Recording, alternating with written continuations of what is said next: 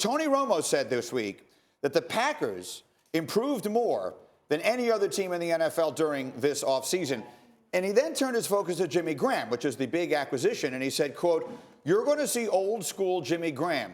When you pair him with Aaron Rodgers, you're going to see a little bit of a different animal. In the red zone, that will be almost unstoppable." And for those who haven't followed the sequence here, Graham was a hugely productive tight end in New Orleans, got traded to Seattle. A lot of people, including myself, thought with him in the middle of the field, the Seattle offense will be phenomenal. It just never really clicked there, and now maybe he gets a new life with Green Bay. But speaking of the shade we were talking about earlier, yeah. Did you interpret that in any way as Tony Romo throwing shade at Russell Wilson? Yeah, because it makes it the fact that he mentions Aaron Rodgers, when you pair him with Aaron Rodgers, and the fact that you're going to see old school Jimmy Graham, it seems a little shady towards Russell Wilson. Tony Romo's definitely taking shots at Russell Wilson. And the thing about Jimmy Graham, he didn't play like he did in New Orleans, clearly with Seattle, but they have a lot more offensive issues. Their offensive line was terrible. They never got a run game. And so that was more of a function of the team than actually Russell Wilson able to get him the ball. And we all know how terrific Aaron Rodgers is, but however, look back at the last couple of seasons.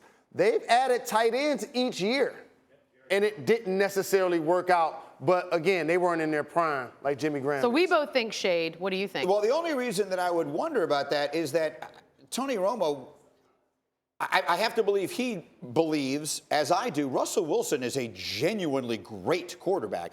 I think sometimes an underappreciated great quarterback. He is a better thrower because he runs so well. I think sometimes people underestimate or undersell or undervalue how good he is at throwing the ball. They have had, and you just pointed it out, they traded an offensive lineman to get Jimmy Graham in the first place, an absolutely terrible offensive line for the last couple of years. He is running for his life, it feels like, on almost every snap, and yet he's been terrific. I don't think that the problem with Jimmy Graham in Seattle, this was my perception of it anyway, had to do with Russell Wilson as much as it did just their general offensive scheme.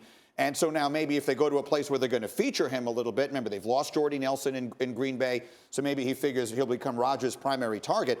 I find it hard to believe that Tony Romo would be purposely taking a shot at Russell Wilson because I think he thinks Russell Wilson's a great player. He's not the character in theory to throw shade, but now he works in the media. If you're Russell Wilson and you're picking this up and you're looking at the quote saying, oh, he's going to be better with Aaron than he was, to me, that's how I would interpret it. And you can subconsciously throw shade. You don't have to wake up in the morning and think, I'm about to do this. No, you can just, because you may look at Russell Wilson a certain way, not even realize that when you said it, it came out that way, and that can be shade, Greeny.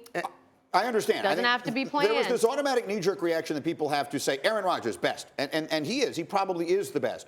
But the truth is, there are a list of elite quarterbacks in the NFL, and if you don't have Russell Wilson on that list, in my opinion, you're making a huge mistake. I agree. I'm going to give you the ultimate NFL knee-jerk reaction, and I'm rooting for this player, no shots at all, but it just fascinates me to see after 7 starts, Jimmy Garoppolo got $130 million to play quarterback. Yes, America. So that was the ultimate knee-jerk, because we talk a lot about teams building out their roster after the quarterback is still on a rookie deal. Well, now they did it in reverse, so that has to work. They paid him $60 million on his handsomeness alone, and then the rest of it, I think, had to do. And this is another media challenge. Can we talk about him without talking about his looks? Because there's some other nice-looking quarterbacks that actually play in the NFL.